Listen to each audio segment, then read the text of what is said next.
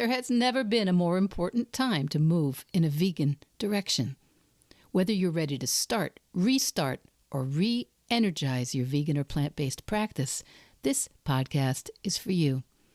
I'm Michelle Olander, life coach, vegan, ADHD matriarch, travel lover, and smoothie loather. And I know that it's the details that get in the way of your vegan journey.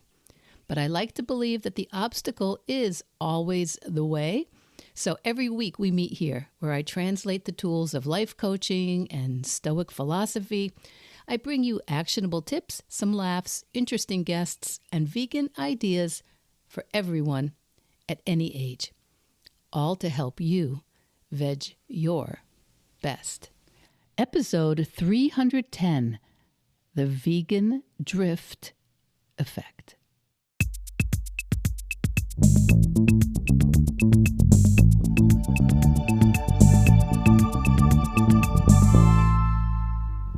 Hi kids, it's Michelle. And recently I was listening to a podcast by a coach who was trained similarly to myself and who I really admire, Maggie Reyes. And Maggie specializes in relationships and the power really of one person to transform a marriage or a partnership or a relationship. And she referred to an idea from the Gottman Institute in her podcast, which is called the Marriage Life Coach Podcast, and you should check that out. But it's the idea of drift. Drift. The Gottman Institute is famous for studying relationships in a scientific lab for, I think over 40 years now. And they discovered that marriages don't typically end because of explosive fights or major issues or catastrophic differences of opinion. They tend to deteriorate and then essentially die a slow, silent death because of drift.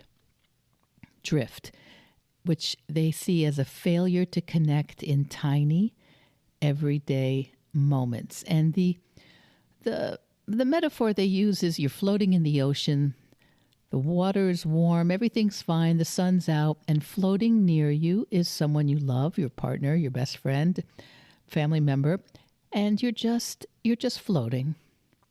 And the thing about floating is that unless you purposefully choose to continue to keep turning towards each other with intention, you will slowly drift apart. And that's not because anything went wrong, not because anybody stopped caring. It's just the natural order of the universe. There are currents, there are all kinds of dynamics going on, and people drift, and they will drift apart unless they choose purposefully to stick together. And the answer isn't to fix it all at once. The answer is small, constant, continual moments of turning towards each other, checking in with one another. And we can, I think, apply this exact same idea to why people tend to drift away from almost anything, but that includes their plant-based habits. So what we're going to talk about today, my question for you today is, what if your relationship with your vegan intentions works exactly the same way? What if that gap between where you were thinking you'd be or where you meant to be or what you wish it would be like isn't any kind of failure? It's just drift.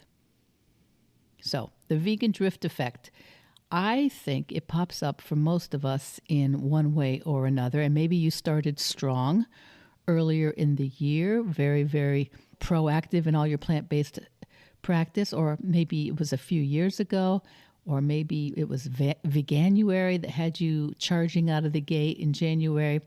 Maybe you saw a documentary, or you saw all the typical documentaries, and you were just like in like a flint. Or maybe there was a health scare, or maybe just something you saw that really changed the way you looked at your plate. I have told most of you that I leaned in to veganism for the ethical issues and for what I see, not so much because it was more healthy, but because I didn't see evidence that it was more healthy to eat animals, which I had kind of thought previously. But what keeps me vegan day to day is really the global impact of animal agriculture on our planet, on water, on the climate. So anyway, maybe you were all in too, and now it's August, and somehow you're noticing that there's cheese back in the fridge, or you've been avoiding some of the issues and talking about not worrying about your food quite so much during vacation or while the grandchildren are around. And, maybe you see yourself or catch yourself cutting corners here and there. And some of you may not be finding that your vegan practice is drifting, but it's driving you crazy that someone you know or love or someone you follow on social media, that they are getting kind of wavy gravy in their vegan practice. And, regarding that, I do have a personal rule that even predates my vegan practice. My personal rule goes back to my time as a mom of young kids and then adolescents. And as much as possible, as much as humanly possible, if something someone else is doing is driving me crazy, I try to concentrate on me and what I'm doing that might be somehow similar, if maybe in a different category, but similar. I try to concentrate on me. And I think sometimes that is known around the world as the you do you, boo rule. Concentrate on yourself. Notice where you need some of that re-education. So in this case, if you notice someone else's vegan or plant-based practice drifting, maybe notice where you might be drifting. Because according to the Gottman Institute, drift is natural, it's normal, it's just what happens when there isn't a decision. So if we go back to that ocean metaphor for a minute, the Gottman researchers found that connection isn't maintained by the grand gestures, by anniversaries, by trips. It's maintained mostly by tiny, repeated moments, looks, questions, hand on a shoulder, and they call that turning towards. And when those little turns towards each other stop happening, couples, I think the term they use is they don't necessarily crash or clash, but they drift. So that drift is not necessarily a failure. It's just what happens in the real world when nobody does anything wrong, nobody's doing anything on purpose, but they just aren't connecting. So how could we bring that to our plates, to our plant-based practices? This idea of not, you didn't fall off a wagon. There's no wagon.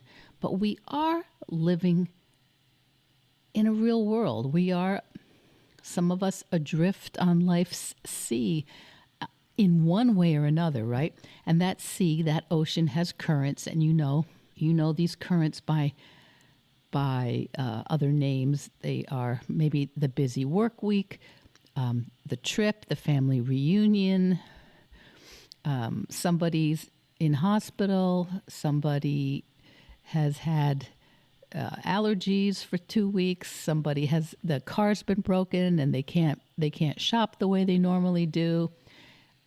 So then you have moments. You have dinner where the path of least resistance might be, pasta with Parmesan sprinkled on it, and a feeling that, what am I supposed to do? What could I do? Those currents affect all of us. They affect every human being, and they affect us in all our intentions. the research on habits backs all of this up. Intentions will decay when they're not supported and reinforced. And that's not because anything's wrong with you or with the intention you made. It's just how brains work in the real world. And we are nothing if not real world vegans here at Veg Your Best. So if you're listening right now and thinking, Michelle, I've kind of drifted far from where I wanted to be or where I intended to be earlier in the year. And that could be in your plant-based practice. It could be in your fitness routine, in your financial goals, in your personal relationships. I want you to remember that noticing you've drifted is good news. You should be congratulated for just noticing that. It's evidence that you're paying attention. And drift is the natural order of things in the universe. What we are capable of doing is turning towards the practice that we want, turning towards the things that we value over and over and over, even in small ways. That's the practice. Because it's not just one and done. It never is. Not returning once perfectly forever. We're going to be returning as a practice to anything that we value again and again. Okay, so you've noticed that you are drifting in some way. Now, where do you decide to point your eyes? Where do you focus? The metaphor for this is always anyone who's ever learned to ski or to drive or, ride a bike down a steep hill. What do they always yell at you every time? Look where you want to go. Look where you do want to go. Because the funny truth about the way this works is you go where you look. You go where you look. Your future is what you focus on. If you're skiing down a slope and you fixate on that one tree you don't want to hit, guess what? You're likely to keep heading straight at the tree. And they call it target fixation. Your body follows your gaze. I think every time. I think I shared this a couple of years ago. My husband and I were driving in Florida. I was actually driving, the two of us, in Florida.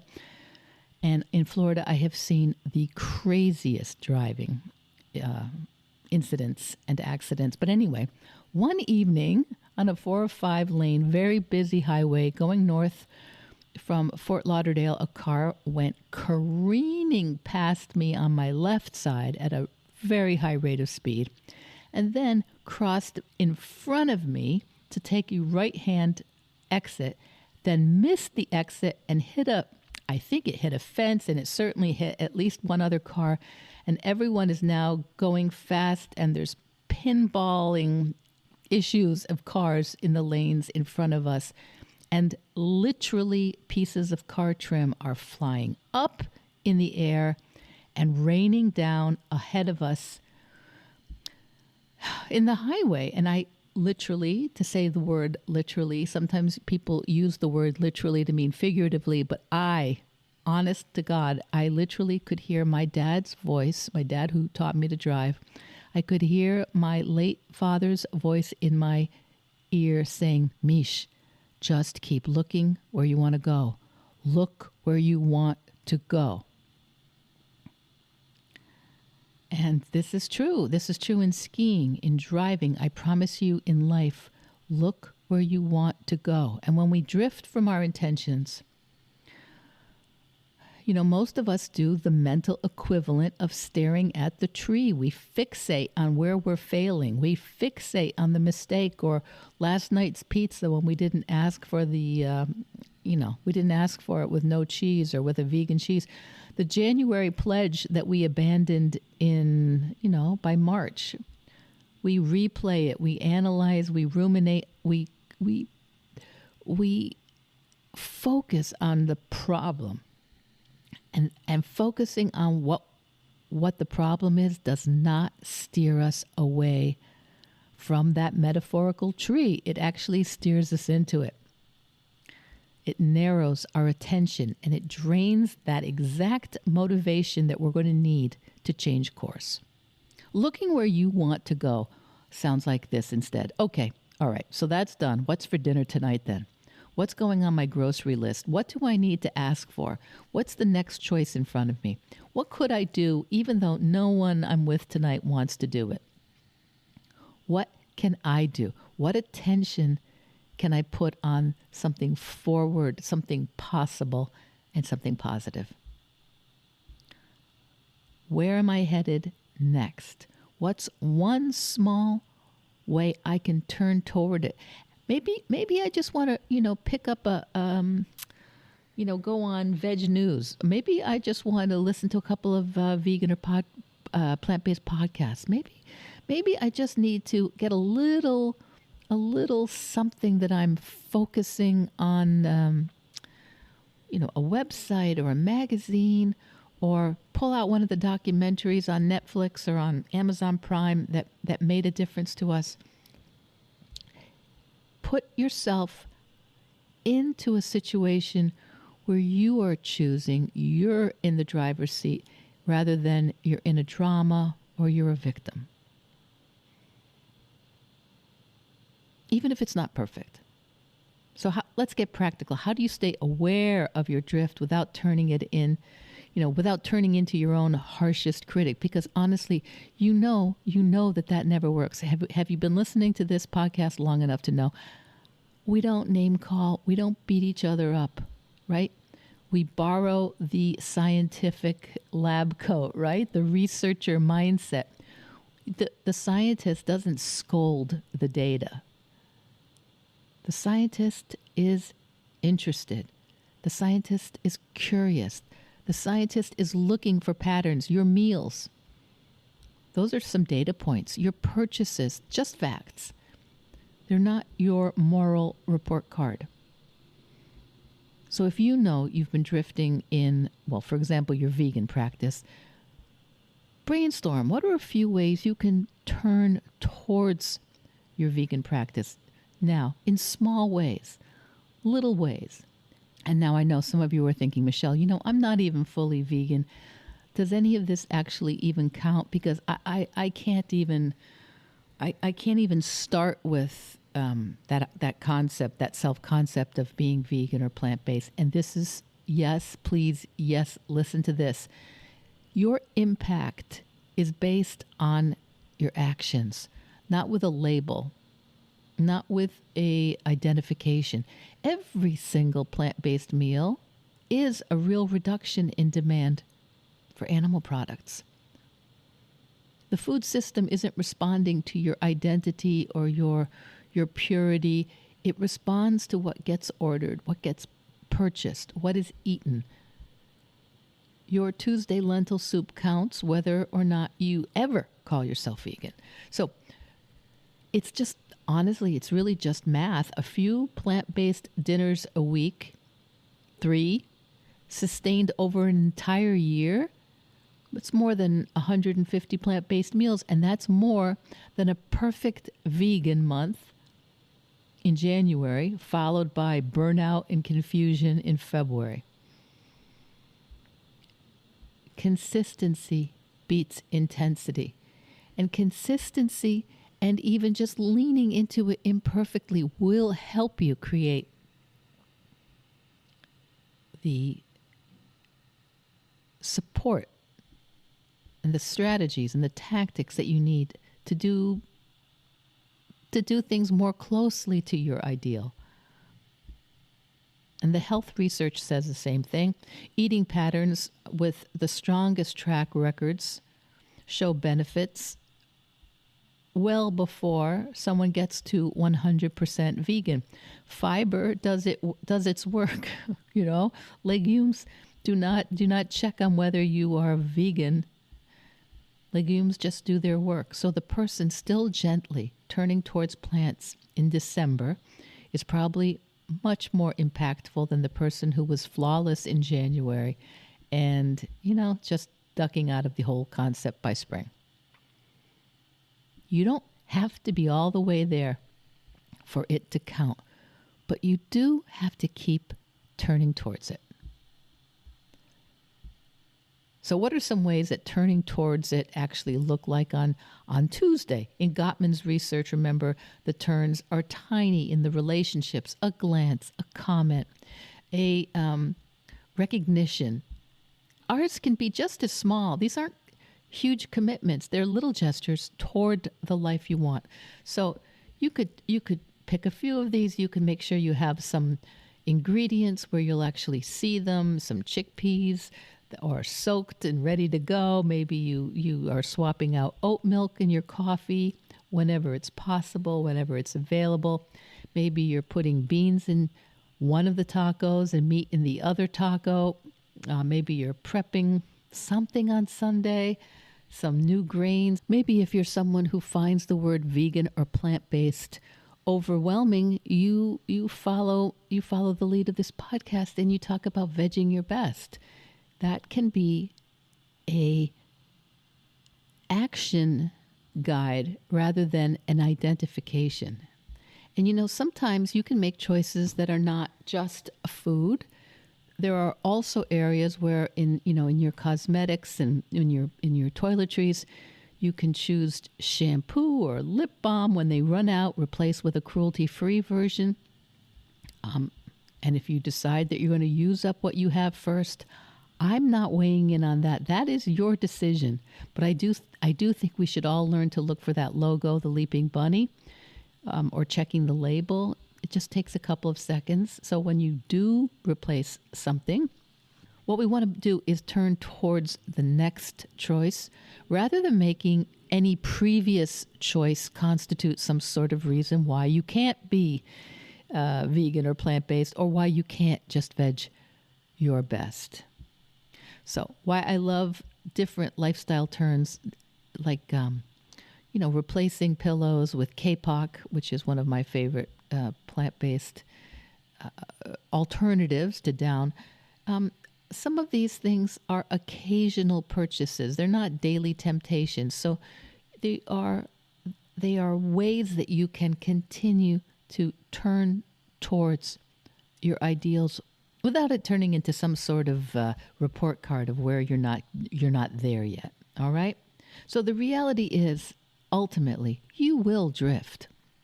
That's the universe. It's not a flaw in you. And when you notice that drift, look where you want to go, not at the tree. Check your data. Check what's been going on. Check your actions without drama. Just notice them. Notice them and decide what could you turn towards to reflect your values. And remember, every single time you turn towards plants on your plate, in your bathroom, in your closet, it counts. Whether or not you ever wear a vegan label on your shirt. Drift is the natural order of things. Returning is the practice. So, before I sign off for this week, I'd love to hear from you. Where have you noticed yourself drifting this summer? And what's one turn that you made towards what you do want to be doing? Send me a message. Your answer might just make it into a future episode. And if this episode ever helps you, I would love it if you would share it with another person who might find value in these topics, somebody who might want to address the drift in his or her own life and might find value in our community. That's just another way that you can veg your best. Veg Your Best podcast production, music, and editing by Charlie Weinshank. Thanks, Charlie. Before you go, it would mean so much to me and the Veg Your Best team if you would hit subscribe, leave us a 5-star review, or share with someone you think might be interested. Something about algorithms, it helps bump us up a little in the rankings, and that's the best way to help others find the podcast and for us to find our audience. So, until next week, make it easy and veg your best.